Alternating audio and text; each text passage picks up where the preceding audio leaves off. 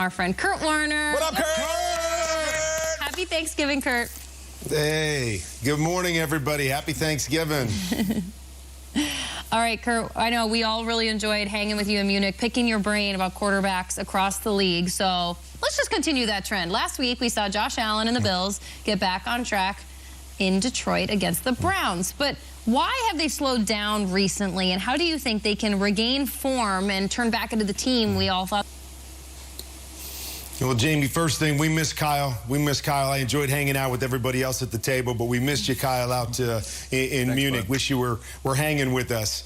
As far as the Bills are concerned, you know, I think a big part of it, we've talked about it over the last couple years, is Josh Allen's issues in the red zone, trying to do a little too much, and I said it on our show last week, but you don't change Josh Allen. This is what makes him special, is his aggressiveness, his belief that he can make every single throw, and you just can't make those mistakes in critical moments that cost you points. Now, when I watched him play last week against Cleveland, I thought Josh was a little more tentative than he normally is, and that concerns me, is that all the talk and everybody's saying play smart and you got to be careful with the football. I don't want that Josh Allen.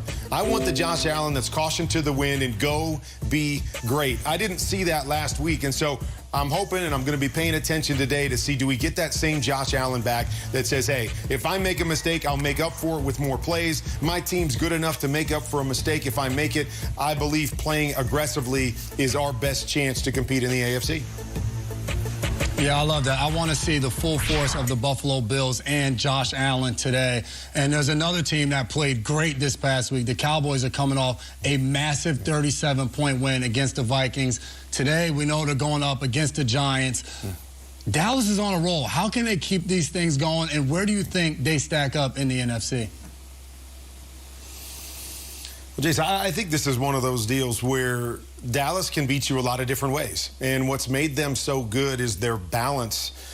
You know, and we talked a lot about it when Cooper Rush was playing. And when Dak comes back, you got to make sure that you play a similar way. Well, I think the thing is you get a better quarterback, a quarterback that can make those big throws down the field, but you can still play the way that you played during that stretch with handing the football off, balancing it up on offense, putting pressure on other teams. They've been the highest scoring team since Dak's been back under center, which plays into the hands of their defense. I remember when we were going good with the greatest show on turf, and we would always jump out on people early, and we felt that that played to the strengths of our defense, where they could just attack and come after the quarterback. And so, to me, that is the key for this team. You start fast, you put points on the board, and then you allow Micah Parsons and company to get after the quarterback, exactly what we saw last week against Minnesota. Kurt, every year there's an undefeated team, and we start comparing them to the 72 Dolphins, and a lot of the living 72 Dolphins will come out and kind of roll their eyes and say, yeah, let's see you actually finish the job. I'm looking at the greatest show on turf team from '99, and a lot of people have been comparing this Dolphins offense with Tua and Tyreek and Jalen Waddle to you guys with Marshall and Torrey and Isaac. When you hear comparisons to the greatest show on turf, and this team does put up a lot of points, do you roll your eyes, or is there some validity to it where you're like, hey, this Dolphins offense is pretty special? Well, Peter, I love great offense. And so I love to see teams, the high-flying teams that can put points on the board with playmakers all over the place. With all due respect to all those teams, though, I'm not sure there was a better supporting cast offensively than I had with the greatest show on turf. So I always have to kind of take a step back and go, okay, I understand why the comparisons are being made, but I believe that was the greatest offense over a 3-year period that this league has ever seen, especially at that time with the rules the way they are. But with that being said, I love what Miami's doing. And I do see some similarities from the standpoint they've got big-time playmakers on the outside. They've got a system that seems to really fit their quarterback, which is about quick decisions, using that accuracy and that timing and anticipation to get the ball out of his hands and allow the playmakers to make plays. That's very much what we did as a team with the greatest show on turf. My job was to get it to all of those guys and let them be great. Now, we maybe attacked down the field, I mean, way down the field a little bit more than, than that Miami Dolphins team. We were a team that was going for the big play every time. But I do love the things that they're doing, and I love the way that Tua's playing.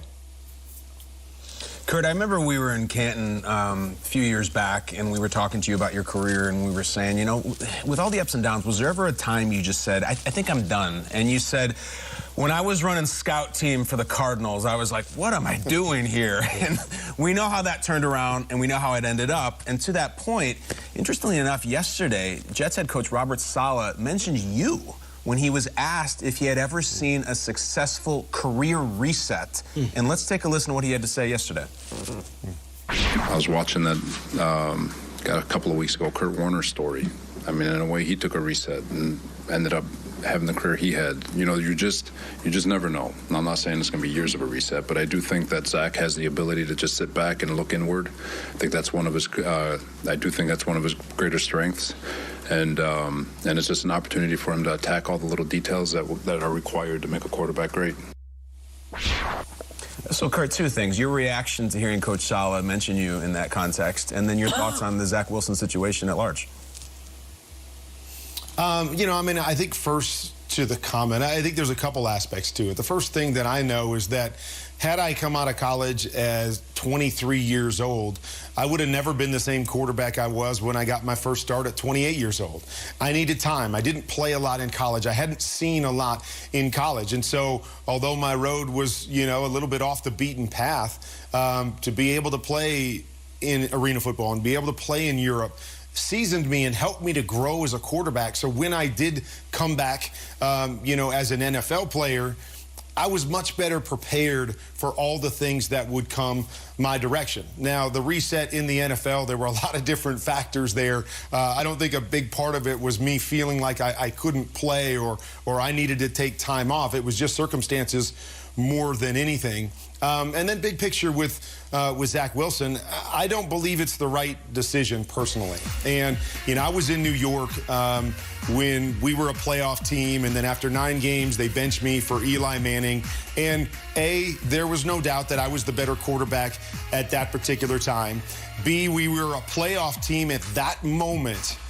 But C, the organization looked at this thing from a whole and said, yeah, we might be a playoff team, but I don't think we're a championship caliber team right now. So my goal is let's get our quarterback up to speed so when the rest of the team, we feel the rest of the team is ready to win a championship a year, 2 years, 3 years from now, our quarterback is also ready to win a championship. And we saw that play out beautifully with Eli Manning and the New York Giants, is that when they became ready as a team, Eli was ready. They went on and won a couple championships. Now, I'm not saying Zach Wilson is going to be Eli Manning, but to me, you've got to figure out if this is your guy. And you figure out while the rest of the team is good, and yes, it might cost you some wins. And yes, there may be some grumbling in the locker room saying, well, we want to win right now. But the organization, to me, has a responsibility to say, yes, we'd love to win right now, but we've got to build this thing for the future so we can sustain success. And to me, that's about figuring out if this guy is your franchise quarterback or not.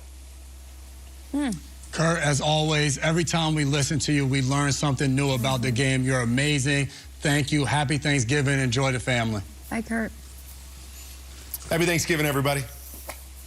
You're the best. Yes. Thanks, man. It's a Hall of Fame person. For sure. Hall of Fame person, Hall of Fame player. And as you guys know, we've been going around the table. I feel like it's my kids at Thanksgiving where I make them each say something that they're thankful for.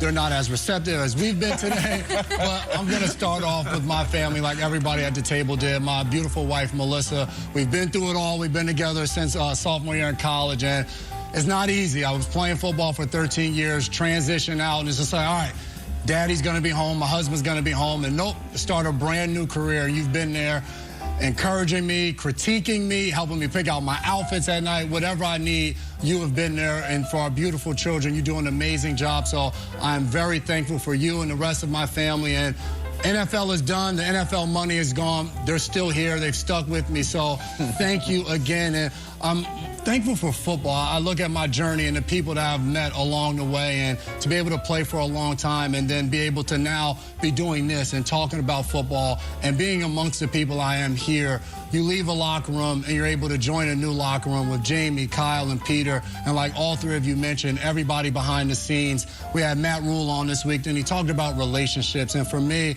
that's always been a huge part of my life and my career. And I think what I'm most thankful for is, yes, it's beautiful to get up and talk about football. football for 3 hours, but the relationships that I've been able to gain off camera with